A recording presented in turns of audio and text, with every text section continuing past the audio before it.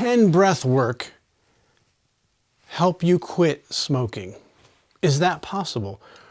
Well, of course it is. We know people that, of course, over many years have quit smoking cold turkey because they got the message that, hey, if you're smoking, it could affect the way there could be birth defects. And so I know with my mom and my grandmother, they both had quit at different times cold turkey on cigarettes, and they were fine.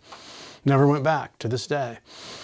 But here's the thing that we know about smoking and how, this is important, how breath work can lessen the addiction. So more breath work can lessen the addiction, and here's what we know. So there's multiple components to an addiction. There's the physiological craving that the brain has created, these pathways that are saying, I'm going to get my reward, I'm going to get my dopamine, my serotonin, all those chemicals, I'm going to get those satisfied because this is what I'm addicted to. And so there's a physiological connection to that. Let's just say, for instance, smoking, like nicotine being an addictive substance that would create that chemical release that the body's craving. That's one aspect.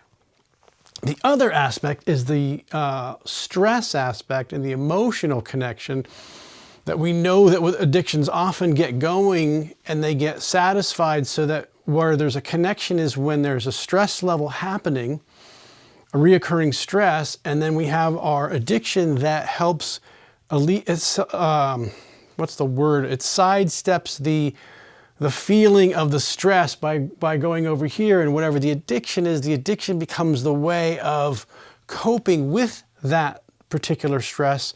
And so then you have a cycle of coping and a physical, so you have a physical and emotional addiction over here. And so what we know is with the breath work is that we can control or at least influence the nervous system. One of the things that lowers stress. And so breath work, we know breathing slowly, nasal breathing, creating better oxygen delivery in a very controlled, calm state, trying to create that calm state through breath work. There's a number of them. There's the one I use for sleep, which is 4, 7, 8. That's in our course. We can talk about it. Very simple. It's 4 seconds inhale, 7-second hold of your breath, and then 8-second exhale. What that does is it shifts your mind from the stress of what you're feeling, which is going to potentially push you to your coping mechanism of the addiction. And instead, the breath interdicts in between there. And if you start focusing on the breath and changing the way you breathe, that is going to influence the brain and potentially redirect the brain's thoughts and feelings of that stress that's needing that addiction. So there is a possibility, again, for depending on where you are. And of course, it's very difficult. I understand how difficult this is, that you may, you're thinking, oh, breathwork couldn't help me. Nothing could help me. My cravings for cigarettes or alcohol, whatever it is so great that nothing will help me.